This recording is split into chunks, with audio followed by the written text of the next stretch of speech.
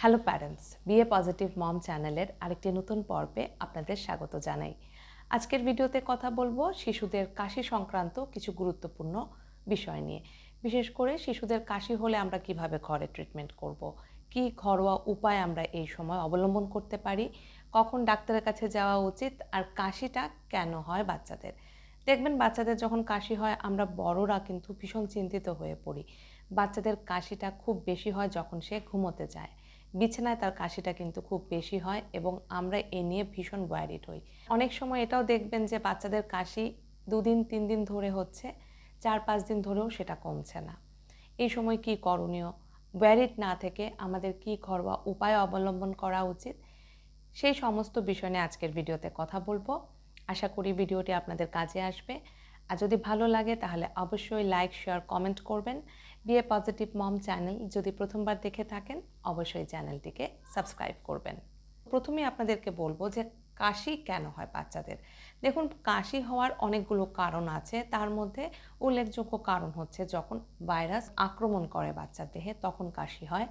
কাশি weather চেঞ্জের জন্য হয়ে থাকে। খুব কাশি, গলাতে ঠান্ডা লাগলে তার থেকে সুড়সুড়ি হয় এবং সামান্য ব্যথা হয় এবং তার থেকে বাচ্চাদের কাশি হয়ে থাকে।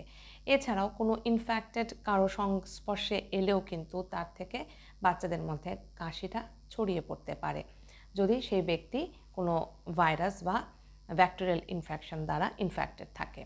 এছাড়াও কাশি আরও যে সমস্ত কারণে হতে পারে সেটা হচ্ছে গিয়ে ডাস্ট অ্যালার্জি অথবা কোল্ড অ্যালার্জি থেকেও বাচ্চাদের কাশি হয়ে যায়।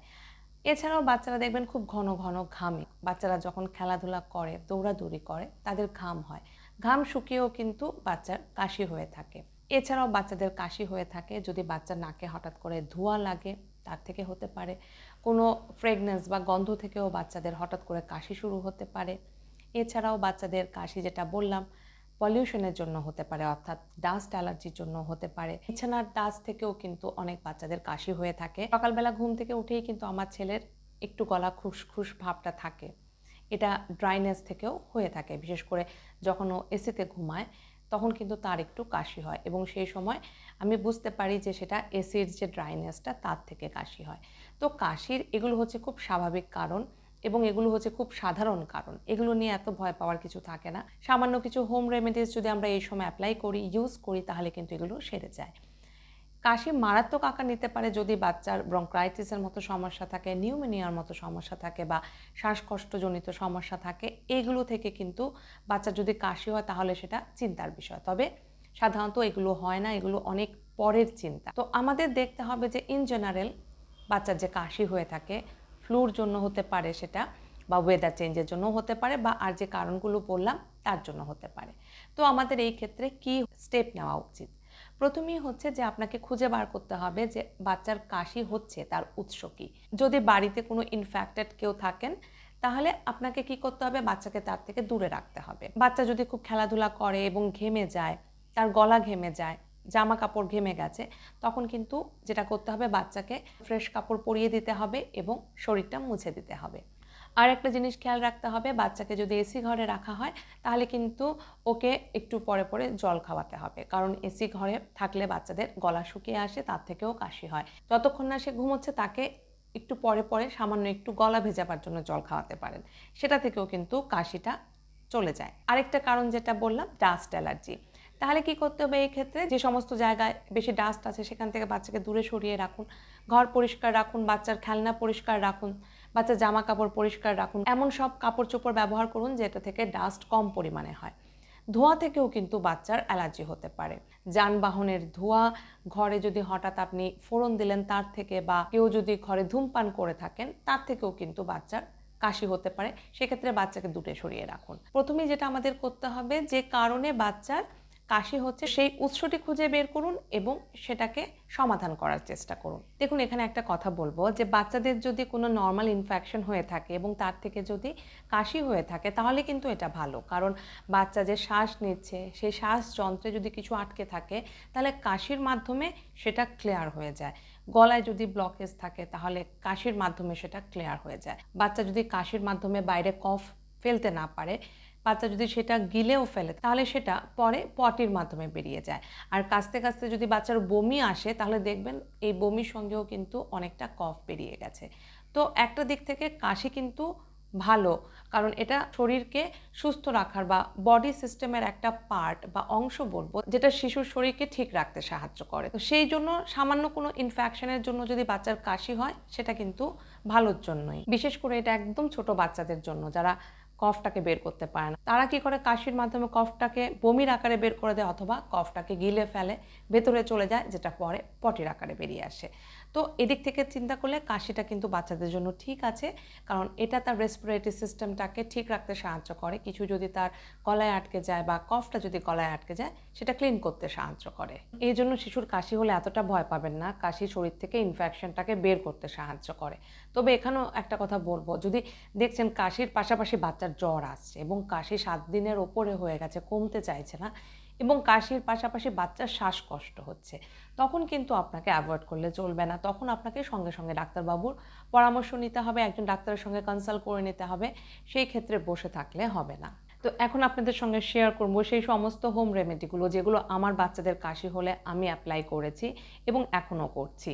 তো আমার বাচ্চাদের ক্ষেত্রে কিন্তু সব হোম রেমেডি অ্যাপ্লিকেবল না, সব কটাই কাজ করে না। মেয়ের জন্য যেটা কাজ করে ছেলের জন্য সেটা কাজ করে না, আবার ছেলের জন্য যেটা কাজ করে মেয়ের জন্য সেটা কাজ করে না, আবার কিছু কিছু রেমেডিস আছে যে উভয়ের জন্য কাজ করে। তো যে রেমেডিসগুলো বলছি সব বাচ্চার ক্ষেত্রে সবগুলো হবে কিনা সেটা কিন্তু বলা যায় না। তো আপনারা ট্রাই করে দেখতে পারেন যে হোম রেমেডিসে কাজ হবে, তো সেটাই কন্টিনিউ করুন। তো প্রথম আসছি যেটা সবচাইতে সহজ, এবং আমি জানি আপনারাও হয়তো এটা অ্যাপ্লাই করেন এবং আমিও আমার বাচ্চাদের জন্য এটা অ্যাপ্লাই করি, সেটা হচ্ছে কাশি হলে বাচ্চাকে ঈষদুষ্ণ জল খাওয়ানো। বাচ্চাকে আমরা যে নর্মাল টেম্পারেচারে জলটা খাওয়াই প্রতিদিন, তার থেকে একটু গরম করে জলটা খাওয়াতে হবে এবং দিনে একবার না বহুবার খাওয়াতে হবে। যতবারই বাচ্চা জল খাবে ততবারই তার জলটাকে একটু ঈষদুষ্ণ গরম করে দেবেন। বাচ্চা অল্প খেতে চাইলে অল্পই করে দেবেন, এটা কিন্তু ভীষণ কাজ করে। এবং এভাবে যদি আপনি 1-2 দিন জল খাওয়ান দেখবেন আপনার বাচ্চার কাশি কমে গেছে এবং সে অনেকটাই আরাম বোধ করছে। এই কাশির টাইমে এই ঈষদুষ্ণ জলটা কিন্তু জাদুর মতো কাজ করে এবং এই রেমেডিটা আমার দুটো বাচ্চার জন্য অ্যাপ্লিকেবল। এই যে রেমেডিটা, এটা 6 মাস বয়সের পর থেকেই আমি স্টার্ট করেছি, কারণ এর আগ অবধি আমি ওদেরকে বাইরের কিছুই খাওয়াইনি বুকের দুধ ছাড়া। তো 6 মান্থের পর থেকেই আপনারা বাচ্চাকে খাওয়াতে পারেন ঈষদুষ্ণ জল। যতবারই সে কাশবে বা যখনই তার জল তেষ্টা পাচ্ছে, না পেলেও একটু একটু করে বাচ্চার মুখে দিতে হবে। বড় বাচ্চা হলে তো কোনো অসুবিধা নেই, বা যারা ব্রেস্ট ফিড করছে এই সমস্ত বাচ্চাদেরকে মায়ের বুকের দুধ খাওয়াতে পারেন। মায়ের বুকের দুধ কিন্তু কাশির নিরাময়ের জন্য একটা দারুণ ওষুধ হিসেবে কাজ করে। সেকেন্ড যে টিপসটা আমি বলবো, এটা আমার ছেলের জন্য কিন্তু দারুণভাবে কাজ করতো। সেটা হচ্ছে 1 কাপ জল বয়েল করার সময় তার মধ্যে 2-3টে লং ঢেলে দেওয়া। লংটাকে ছেঁকে সেই জলটাকে ঠান্ডা করে, একদম ঠান্ডা না, যখন এটা ঈষদুষ্ণ হবে তখন বাচ্চাকে চায়ের মতো খেতে দেওয়া। এটাও কিন্তু দারুণ কাজ করে। তৃতীয় টিপসটি হলো, তার জন্য আপনাদের যেটা প্রয়োজন সেটা হচ্ছে যে নীলকণ্ঠ ফুল। অনেকের বাড়িতেই এই নীলকণ্ঠ ফুলকে অপরাজিতা ফুলও বলা হয়। এই ফুলটার রং থাকে ব্লু কালারের। এই ফুলের রসটাকে নিয়ে তার মধ্যে সামান্য একটু মধু মিশিয়ে বাচ্চাকে দিতে পারেন। এটা কিন্তু দারুণ কাজ করে। এর মধ্যে যেহেতু মধু মেশানো হয় তাই 1 বছরের নিচে বাচ্চাদেরকে দেবেন না। এছাড়াও আরেকটা হোম মেড টিপস আপনাদের সঙ্গে শেয়ার করব, সেটা হচ্ছে তুলসী পাতার রস। তুলসী পাতার রস খালিও বাচ্চাকে দিতে পারেন, এটাও কিন্তু দারুণ কাজ করে। তুলসী পাতার রসের সঙ্গে আপনারা একটু আদার রসও মেশাতে পারেন, তার সঙ্গে মধু মিশিয়েও বাচ্চাকে দিতে পারেন। এটাও খুব কম কম করে দিনে 2 থেকে 3 বার দেওয়া যেতে পারে। সকালে একবার দিলেন, দুপুরে একবার এবং রাতে ঘুমানোর আগে দেওয়া যেতে পারে। তবে এটাও কিন্তু 1 বছরের নিচের বাচ্চাদেরকে দেবেন না। নীলকণ্ঠ ফুল দিয়ে যে রেমেডিটা বললাম, এটাও বাচ্চাদেরকে দিনে 2 বার কি 3 বার দেওয়া যেতে পারে। আরেকটা যে টিপস, ভীষণই কার্যকরী আরেকটা টিপস, যেটা আমি সবসময়ই অ্যাপ্লাই করি যখন বাচ্চাদের কাশি টাশি হয়, সেটা হচ্ছে গিয়ে রসুন তেল। সর্ষের তেলের মধ্যে রসুনটাকে ফুটিয়ে সেটাকে ভালো করে জাল দিয়ে নেবেন। তেলটাকে একটু গরম অবস্থায় বাচ্চার বুকে পিঠে ভালো করে ম্যাসাজ করে দেবেন। এর থেকেও কিন্তু বাচ্চার কাশি কমে যায়। যদি বাচ্চার শ্বাসকষ্টের টেন্ডেন্সি থাকে সেই ক্ষেত্রেও কিন্তু বাচ্চাকে এটা ম্যাসাজ করতে পারেন।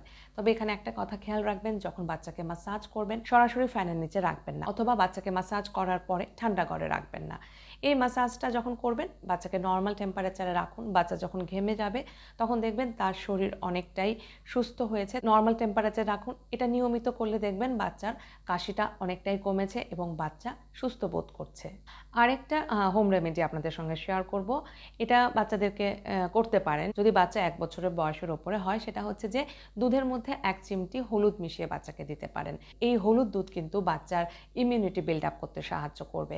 হলুদ দুধ আর নতুন করে কিছু বলার নেই, আমার অনেক ভিডিওতে আমি এই কথাটা বলেছি এবং আপনারাও হয়তো জানেন। তো হলুদ দুধ কিন্তু বাচ্চাকে দিনে 1 বার করে দিতে পারেন। আপনার বাচ্চার বয়স যদি 6 মাসের ওপরে হয় তাহলে একদম খুব সামান্য পরিমাণের হলুদ মিশিয়ে বাচ্চাকে দিতে পারেন।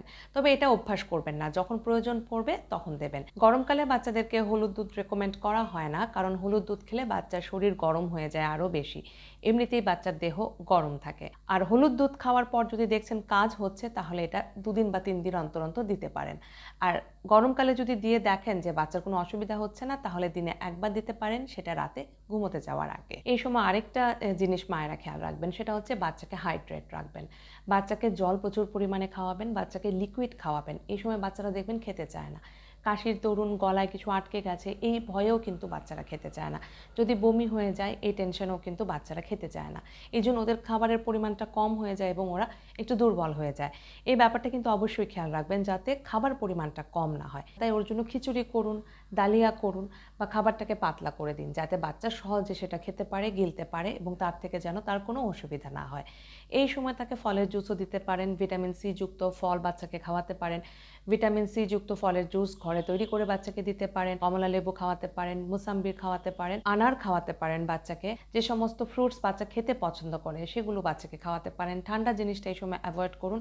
যাই খাওয়াবেন গরম খাওয়ান এবং একটু পাতলা করে খাওয়ান যাতে বাচ্চা সহজে সেটা খেয়ে নিতে পারে। আমার বাড়িতে কিন্তু প্রতি বছর ওয়েদার চেঞ্জে আমার দুটো বাচ্চারই কিন্তু সমস্যা হয় কাশির। বিশেষ করে যখন শীত থেকে ঠান্ডার দিকে যাই বা ঠান্ডা থেকে শীতের দিকে যাই, এই ফেজটাতে কিন্তু বাচ্চারা খুব ভোগে। আমার ঘরেও কিন্তু সেম দৃশ্য। তো আমি প্রতি বছরই এই জিনিসগুলো দেখি।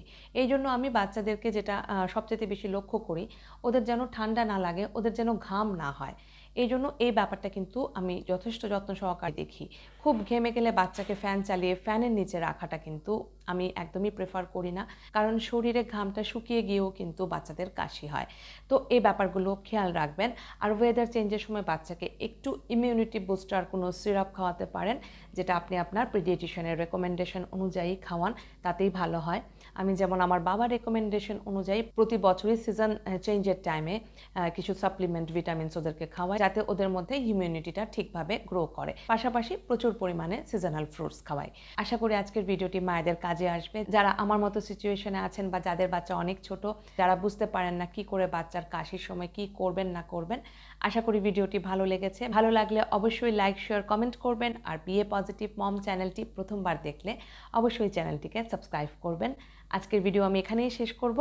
ভালো থাকবেন, সুস্থ থাকবেন।